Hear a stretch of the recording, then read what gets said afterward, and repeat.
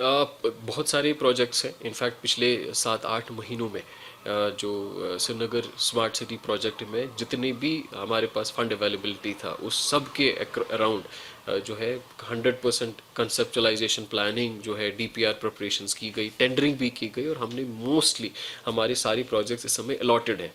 So this ये एक सबसे बड़ा चैलेंज किसी भी प्रोजेक्ट में जो होता है, फंड को खर्च हम लोग कर नहीं पाते हैं। तो इसलिए नहीं कर पाते हैं क्योंकि हम प्लान नहीं कर पाते हैं, डीपीआरस नहीं बना पाते हैं, हमारे पास कैपेसिटी नहीं होती है, फिर टेंडरिंग हम लोग टाइमली नहीं कर पाते हैं। तो ये एक जो मेजर चैलेंज था, तो वो हमने इस जो बिफोर 31 मार्च वो सब हमने कर लिया है। तो we have more than around 170 के आसपास के प्रोजेक्ट्स हैं, जिसमें कुछ कंप्लीट हुए हैं छोटे मोटे, बट मेजर प्रोजेक्ट हमारे जो चंक है वो अभी एग्जीक्यूशन के लिए हमारे शुरू हो रहे हैं। जैसे पिछली जो हफ्ते ऑनरेबल एलजी साहब ने हमारी 4 प्रोजेक्ट्स का जो फाउंडेशन स्टोन ले किया था, और एक जो है फायर सर्विसेज का जो अपग्रेडेशन हुआ है, जो नया इक्विपमेंट है उसको डेडिकेट किया था। इसी तरीके से अभी वो बहुत सारे प्रोजेक्ट्स हैं, जैसे डल के अराउंड फॉर एग्जांपल हम एक निशात सत्थू का हमने प्रोजेक्ट लिया हुआ है, जिसमें जो एनपीएल बंड के अराउंड एक साइकिल ट्रैक एंड एक वॉकवे जो है उस एनपीएल बंड के अराउंड बनाया जा रहा है। एक बहुत ही बेहतरीन अट्रैक्शन बनेगी। इसी तरह से जो हब्बक है, हब्बक से लेकर निशात तक भी हम लोग एक वॉकवे और साइकिल ट्रैक एडिशनल नया बना रहे हैं। वो एक लगभग 4-5 किलोमीटर का वॉकवे साइकिल ट्रैक डल के अराउंड बनेगा। इसी तरीके से शालीमार कैनाल है, वो एक हमने एक बड़ा एक फ्लैगशिप प्रोजेक्ट लिया हुआ है, जो शालीमार कैनाल शालीमार गार्डन और फोर शोर रोड को जोड़ता है। उसको हम एक टूरिज्म डेस्टिनेशन की तरह डेवलप करना चाह रहे हैं। उसका भी that is already work has already been allotted. वो टेंडरिंग प्रोसेस भी सब कंप्लीट किया जा चुका है। इसी तरीके से जो बुलेवार्ड साइड है, वहाँ parking is a major issue. तो पार्किंग हम लोग डल गेट के पास में एक पार्किंग, वहाँ पे भी एक जो है नई पार्किंग इस समय सरफेस कारपेंटिंग का काम चल रहा है, वो बना रहे हैं। इसी तरीके से जो फुटपाथ है राइट साइड बुलेवार्ड का, तो उसमें भी हम लोग जो है रिपेयर का काम उसमें शुरू कर रहे हैं।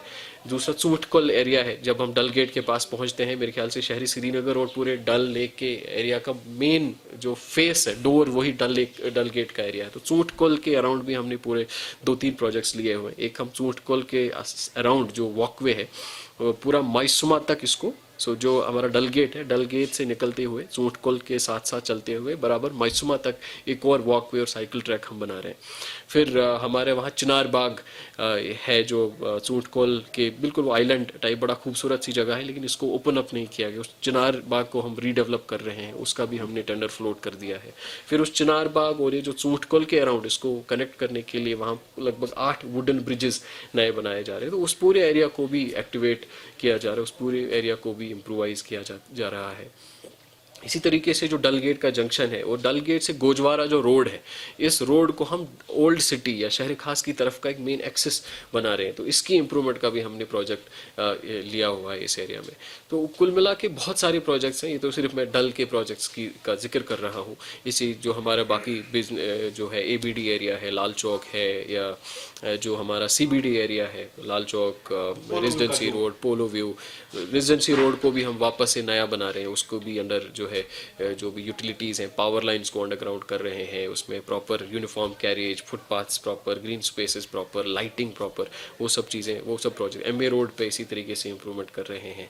जहलिम जो रिवर फ्रंट है हमारा बंड, इस बंड का इंप्रूवमेंट कर रहे हैं। वाटर ट्रांसपोर्ट का, रिवर क्रूज का सिस्टम इसमें इंट्रोड्यूस कर रहे हैं। तो बहुत सारी ह्यूज नंबर ऑफ प्रोजेक्ट्स जिस पे हम जो हमने ऑलरेडी किया है पिछले 6-7 महीने कंटिन्यूसली। हम लोगों ने जितने भी बेस्ट कंसल्टेंट्स हो सकते थे, एक्सपर्ट्स हो सकते थे, उनके साथ बैठ के वी प्लान दीज प्रोजेक्ट्स, उनको हमने प्लान किया है, डिवाइस किया है, फिर टेंडरिंग में जो पूरी प्रोसेस है वो सब कंप्लीट किया है। सब चूंकि आप जो ये आपने प्रोजेक्ट गिनवाए, बोलने में बहुत अच्छा लगता है और इंसान ख्वाब में देखता है कि किस तरह की अब नई सिटी बनने जा रही है, मगर लोग ये भी गिला कर रहे हैं कि वक्त पर काम नहीं हो रहा है। ऐलाना तो किए जाते हैं, फाउंडिंग स्टोन तो डाली जाती है, मगर काम उस स्पीड में नहीं हो रहा। नहीं, मैं वही चीज़ जो कह रहा हूँ कि हमारे जो भी जितने भी प्रोजेक्ट्स हैं, इसमें पिछले 6 महीनों 7-8 महीनों में ही हमारी पूरी जो प्लानिंग, जो बाकी चीज़, नहीं तो कई बार अनाउंस हो जाता है, फिर उसमें आगे की काम नहीं होता है।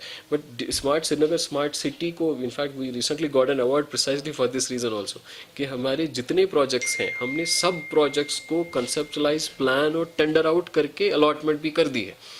ताकि ये अब इन पे काम शुरू हो रहा है। जैसे बटमालू के प्रोजेक्ट्स हैं, सभी प्रोजेक्ट्स पे इस महीने से काम इनमें चालू हो गया है, क्योंकि टेंडरिंग वेंडरिंग अलॉटमेंट सब प्रोसेस कंप्लीट हो गई है। तो काम चालू होने के बाद हम लोग इनफैक्ट इसमें हमने मैंडेटरी कंडीशंस भी रखी हैं, डबल शिफ्ट्स में काम होगा, टाइमलाइन अगर एक्सीड करेगा कोई भी कॉन्ट्रैक्टर तो उसकी पेनल्टी क्लॉजेस हैं जो इन्वोक की जाएंगी। पूरा एक जो हर किसी प्रोजेक्ट का एक गैंट चार्ट बनता है कि जो है किस कौन कौन सी टाइमलाइन, कब आपका काम शुरू हो जाएगा, महीने भर में कितना काम आपको दिखाना है, 2 महीने में कितना काम दिखाना है। तो वो सब चीज़ें एक proper scientifically in a proper जो ऑर्गेनाइज तरीके से किया है, क्योंकि स्मार्ट सिटी एक कंपनी है, एसपीवी है, जिसकी वजह से हमें ये इन टेक्नोलॉजी को यूज़ करने का मौका मिलता है। इनफैक्ट कई सारे प्रोजेक्ट्स में हम ये भी प्लान कर रहे हैं कि we'll put public count down timer there, जिसमें हर दिन मान लो अगर 300 दिन का प्रोजेक्ट है तो वहाँ 300 दिन का काउंटर लगा के वो हर दिन कम होता जाएगा, कि हम अपने आप को भी वो चैलेंज कर रहे हैं कि ये प्रोजेक्ट्स हमें टाइमली कंप्लीट करने हैं। इसमें ऑनरेबल एलजी साहब के भी क्लियर कट डायरेक्शंस हैं, गवर्नमेंट ऑफ इंडिया के भी क्लियर कट डायरेक्शंस हैं that these projects have to be implemented and completed timely. So that is what we are trying to ensure. दो चीज़ें, एक तो जो स्मार्ट सिटी जो है, smart city it's not a magic word कि एकदम से स्मार्ट सिटी से पूरा एक शहर में सब कुछ ठीक हो जाएगा। स्मार्ट सिटी एक कैटलिस्ट की तरह है कि स्मार्ट सिटी में जो फंडिंग है उस फंडिंग के अंदर कुछ प्रोजेक्ट्स लिए जाएं, उसका भी प्रॉपर गाइडलाइन है, किस तरीके से ये प्रोजेक्ट्स लिए जा सकते हैं, कौन कौन से एरियाज़ में लिए जा सकते हैं। इन प्रोजेक्ट से शहर का एक जो स्मार्ट सिटी की तरफ का एक ट्रांजिशन हो जाता है, फिर ये एक कैटलिस्ट बनता है, एक शुरुआत बनती है स्मार्ट सिटी को बनाने के लिए। तो शहर में बाकी डिपार्टमेंट भी काम करते हैं, आरएंडबी करता है, यूईडी करता है, म्यूनसिपल कॉर्पोरेशन करती है, हर किसी का अपना अपना एक मैंडेट होता है। तो कई बार एक मिसकंसेप्शन होता है कि किसी और एक जगह पे कोई ड्रेन नहीं बनी है तो दे स्टार्ट क्वेश्चनिंग कि अरे यहाँ तो ड्रेन नहीं बनी है तो यहाँ आप इंटीग्रेटेड कमांड एंड कंट्रोल क्यों बना रहे हो। सो ये इस तरीके से नहीं है, बेसिक सर्विसेज भी ज़रूरी है, बट उन बाकी कामों के लिए भी एजेंसीज हैं जो इस पर काम कर रही हैं। जैसे ड्रेनेज शहरी श्रीनगर का एक बड़ा एक इम्पॉर्टेंट चैलेंज है, क्योंकि हमारी जो एरियाज इस तरीके से हैं कि नेचुरल फ्लो वाटर का नहीं होता है, ग्रेविटी फ्लो से हमारा पानी की निकासी नहीं होती है। We have to actually collect this water, sump में कलेक्ट होता है, फिर मैकेनिकली इसको डिवॉटरिंग पंप्स के जरिए, चाहे वो फ्लड स्पिल चैनल्स हों या हमारी झहले में डालना पड़ता है। तो 2-4 चीज़ें बहुत ही अहम हुई हैं शहर में। एक जो अमृत 1.0 था, अमृत एक भारत सरकार की स्कीम है, उस अमृत स्कीम के अंदर खूब सारे जो है हम लोगों ने ड्रेनेज के इंटरवेंशन शहर में लिए हैं। फॉर एग्जांपल अभी भी आप यहाँ देख रहे होंगे मोमिनाबाद एरिया जो था, इस बटमालू एरिया है, it used to be completely full of water, इसमें जो है ड्रेनेज को इम्प्रूव करने के लिए हमने अमृत में लिया। एचएमटी एरिया में नया एरिया है, उस एरिया में वहाँ भी हमने काफ़ी प्रोजेक्ट्स जो है ड्रेनेज के अमृत में लिए हैं। तो अमृत में अच्छा खासा इम्प्रूवमेंट हुआ है जो हमारी ड्रेनेज नेटवर्क में। दूसरा, हर साल हमारा जो कैपेक्स है, इनफैक्ट पिछले साल भी सबसे बड़ा कंपोनेंट श्रीनगर म्यूनसिपल कॉर्पोरेशन ने अपने कैपेक्स में ड्रेनेज कंपोनेंट के लिए ही रखा था कि ड्रेनेज जिन एरियाज़ में नहीं है उनको उन एरियाज़ में हम लोग ड्रेनेज नेटवर्क ले कर सकें। इसी के साथ साथ एक बहुत इंपॉर्टेंट जो पार्ट है वो हमारा डिवाटरिंग स्टेशन है। तो पूरे शहर में लगभग 85 डिवाटरिंग स्टेशन हैं। इन 85 डिवाटरिंग स्टेशन में कैपेसिटी बहुत कम थी, तो इनकी सब मेजर जो डिवाटरिंग स्टेशन हैं इनकी अपग्रेडेशन का काम 2 हमने स्कीम्स के अंदर किया है। एक world bank funded Jhelum Tawi flood recovery project है, उसके अंदर जो है अपग्रेडेशन हुई है। दूसरा, अमृत के अंदर भी अपग्रेडेशन हुई है। अगर आप किसी भी डिवाटरिंग स्टेशन में इनमें चले जाएं तो 2-3 चीज़ें हुई हैं। एक, कैपेसिटी, जो पंप कैपेसिटी, किसी में 5 क्यूसेक का कैपेसिटी पंप लगा हुआ था, अब वो 50 तक उसमें बढ़ा दिया गया। इंफ्रास्ट्रक्चर पंप सब नए लगाए गए हैं। दूसरा, जितना भी यूटिलिटीज़ हैं इनमें कंट्रोल, चाहे वो पावर के जन सेट्स हों, कंट्रोल सेट्स हों, इन सब को रेज किया गया है about the highest flood level. जो 2014 में फ्लड आया था उसको हम HFL मान रहे हैं, हाईएस्ट फ्लड लेवल। तो जितना भी इक्विपमेंट है जो फ्लड में जो पानी की वजह से डैमेज हो सकता है या नॉन फंक्शनल हो सकता है, उनको रेज किया गया है about that highest flood level.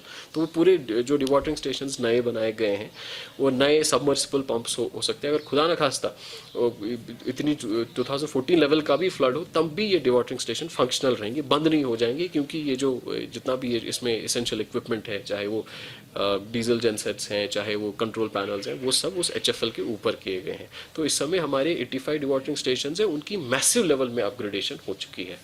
तीसरा, हम लोग एक और जो ड्रेनेज के श्रीनगर म्यूनसिपल कॉर्पोरेशन की तरफ से we have hired one consultant तो एक ड्रेनेज मास्टर प्लान बनाने के लिए कि शहर में कितना जो है हमें ड्रेनेज नेटवर्क की क्या रिक्वायरमेंट है, डिवॉटरिंग स्टेशंस की और क्या रिक्वायरमेंट है, वो मास्टर प्लान तैयार हम कर रहे हैं। उस मास्टर प्लान के बेसिस पे फिर आगे जाके implementation with respect to fund availability हो जाए। बेसिकली ये एक कोलैबोरेटिव एफर्ट है, सभी काफ़ी एजेंसीज जो है साथ में इसमें मिलके काम कर रहे हैं। इंडियन आर्मी साथ में है, लेक्स एंड वाटरवेज अथॉरिटी है, डिस्ट्रिक्ट एडमिनिस्ट्रेशन है, म्यूनसिपल कॉरपोरेशन है या स्मार्ट सिटी है। सो एक बड़ा ही यूनिक हैमलेट्स हैं ये, एक ही नहीं, इनफैक्ट कई सारे ऐसे जो है मोहल्ले हैं डल के विदन जिनका इन सीतू एक हिसाब से एक डेवलपमेंट करने की कोशिश कर रहे हैं कि ये जगहें टूरिज्म के पर्सपेक्टिव से भी इम्पोर्टेंट बने। एक न्यूश टूरिज्म, काफ़ी सारे लोग हैं जो खास तौर पे इन्हीं जगहों को एक्सप्लोर करने के लिए आते हैं। इसके लिए वहाँ के लोग जो है वो जो साइट्स हैं वो उस तरीके से बने कि ये आकर्षित रहें, it becomes suitable for tourist that come है। इसी के साथ साथ जो खास तौर पे वहाँ लोग रह रहे हैं उनके लिए भी ये गांव अपने आप में आमदनी का एक जरिया बन सके, वो टूरिस्ट के थ्रू भी हो सकता है। इसी तरीके से जो हमारे बाकी जो प्रोग्राम्स रहते हैं गवर्नमेंट के, चाहे वो मिशन यूथ के हैं या अर्बन लाइवलीहुड मिशन के अंदर में है, उनको भी हम कन्वर्ज करने की कोशिश कर रहे हैं कि वहाँ के जो सिटीजन्स हैं, वहाँ के जो हमारी यूथ है वो उनको ट्रेनिंग प्रॉपरली मिल सके। इस तरीके से फिर जो सेल्फ एम्प्लॉयमेंट की एवेन्यूज़ है वो उन तक पहुँच सके। So that is the broader objective. इसमें सभी जो है डिपार्टमेंट्स कोलैबोरेटिवली अपनी अपनी तरफ से उसमें इंटीग्रेट कर रहे हैं। लेक्स एंड वाटरवेज उसका एक नोडल एजेंसी है जो टेकअप कर रहे हैं। स्मार्ट सिटी से भी हम लोग इस एरिया में काफ़ी सारे काम कर रहे हैं, डल के अराउंड, तो उनका भी बेनिफिट लोगों तक पहुंच सके, उनके बेनिफिट के थ्रू भी ये एरियाज टूरिज्म के लिए इंपॉर्टेंट बन सके। That's the objective. कई सारी चीज़ें हैं। एक तो बहुत ज़्यादा we don't, it's a very ecologically sensitive area. एक सबसे इंपॉर्टेंट चीज़ है उन एरियाज़ के लिए एक्सेस। तो वहाँ जाने की जगह नहीं थी, अब लेक्स एंड वाटरवेज के थ्रू उसको एक्सेस को खोल दिया गया है। मोटर बोट या शिकारा भी वहाँ तक जा सकता है। तो एक्सेस इसके की जगहों के अराउंड प्रॉपर बने। वहाँ काफ़ी जो लिली ग्रोथ है उस लिली को रिमूव किया जाए, एरियाज़ को क्लीन किया जाए। इस तरीके से थोड़ी बहुत जो वॉकिंग स्पेसेस, उन वॉकिंग स्पेसेस को इम्प्रूव किया जाए। बेसिक ब्यूटिफिकेशन, अगर कोई वहाँ स्ट्रक्चर है उसको थोड़ा सा जाज़ब नज़र बनाया जा सके, और कुछ कमरे हैं उनको इस तरीके से रख सकें ताकि कोई टूरिस्ट वहाँ पे आके रह सके। सो ब्रॉडर इस तरीके से ये चीज़, तो ये भी एक एक्सप्लोर कर रहे हैं क्या कि अगर कोई टूरिस्ट वहाँ जाए तो उसको कुछ he should be able to eat something, he should be able to have something, उस वो भी that is also which is being explored कि कमर्शियली भी, commercial activity, handicrafts for example है, तो क्या हम वहाँ उन जगहों पे हैंडीक्राफ्ट्स को भी बढ़ावा दें, हैंडीक्राफ्ट्स का कोई जो है सेल का कुछ पॉइंट वहाँ पे खुल सके, इस तरीके से that's again also being explored. Objective वही है अल्टीमेटली, टूरिज्म का भी अगर एक जरिया है, आमदनी का भी एक जरिया है कि लोकल जो वहाँ पे सिटीजन्स हैं जो वहाँ रहते हैं उनके लिए वो गांव अपने आप में सेल्फ सफिशिएंट हो सके, अपने आप में उनकी ज़िंदगी बेहतर हो सके। वही वो एक ब्रॉडर ऑब्जेक्टिव है। तो वही कोशिश कर रहे हैं कि जितने अलग अलग डिपार्टमेंट्स हैं, जितने अलग अलग हमारी गवर्नमेंट के प्रोग्राम्स, उनको भी सैचुरेट कर सकें कि उन सभी स्कीम्स का, प्रोग्राम्स का फ़ायदा वहाँ जो रहने वाले लोगों को मिल सके, और यहाँ श्रीनगर में आने वाले जो टूरिस्ट हैं उनके लिए भी एक एडिशनल अट्रैक्शन बन सके। काफ़ी सारे niche, it's a kind of very niche specialised tourism. So बहुत जगहों पे लोग, बहुत सारे एक टूरिस्ट का एक जैसे कैटेगरी ऑफ टूरिस्ट जो इन्हीं लोकेशंस में रहना पसंद करते हैं, जिनको इन्हीं लोकेशंस को एक्सप्लोर करना पसंद करते हैं।